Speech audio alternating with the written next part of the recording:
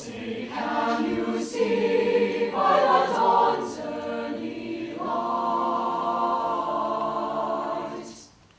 what so proudly we hailed at the twilight's last gleaming?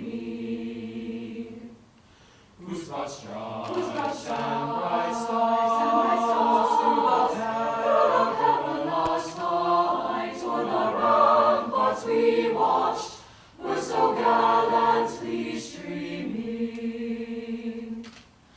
and the rocket's red glare almost bursting in air gave proof through the night that a flag was still there. Oh, say does that star-spangled banner yet wave o'er the land, o'er the land, o'er the land of the free, and the home of the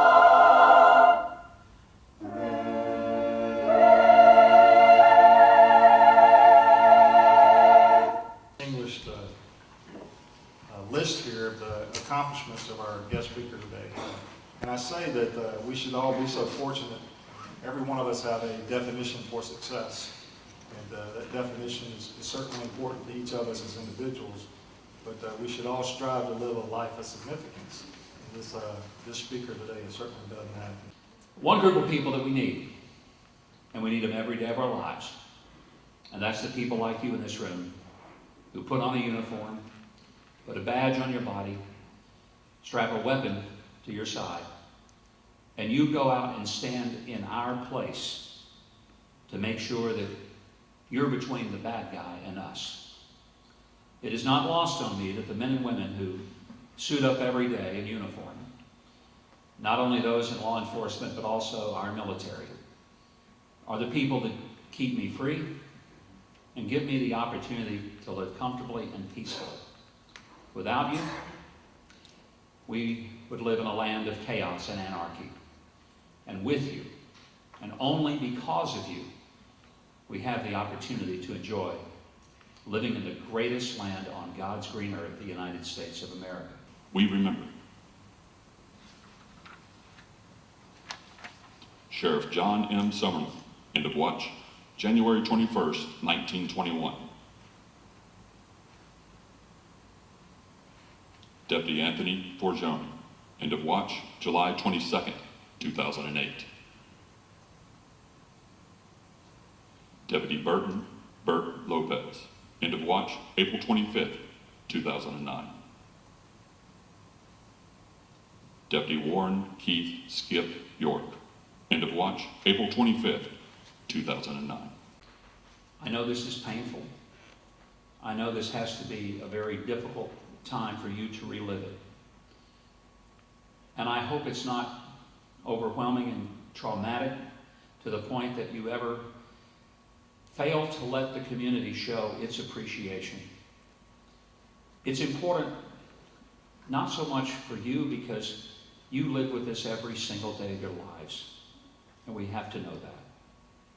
It's important for the rest of us to be able to know that the sacrifice that's made by law enforcement officials is a sacrifice that not only touches those officers in uniform, but touches the wives, the children, the mothers, those of you who are left behind with the scars and the pain that'll never go away. And I don't know that there's anything that a community or a nation can do to say thank you enough, any more than we can to our veterans who go halfway around the world in places they can't even pronounce when they get there, and put their lives on the line so the guys like me can breathe free air every day of my life. I tell you, those in uniform are the peacemakers.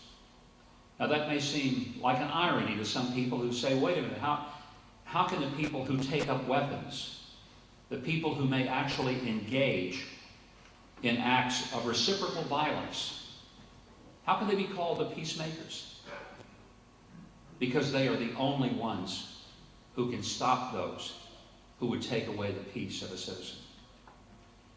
And most importantly, they are the ones who voluntarily have given their lives, their careers, and all of their hopes and aspirations to stand in the way of the bullet that would have been intended for us.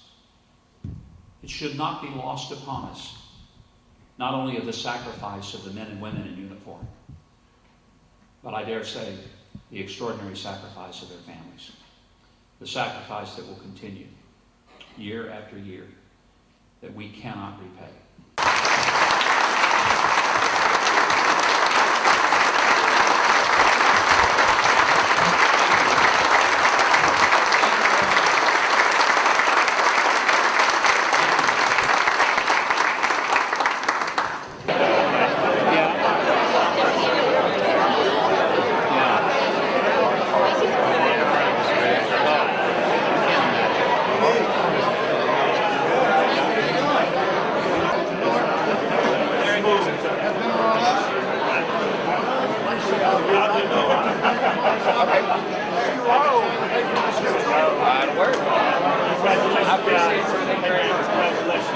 Congratulations, buddy. Thanks, man. Rock and roll. Man, get it to the baby. I appreciate it. John, I tried to tell him.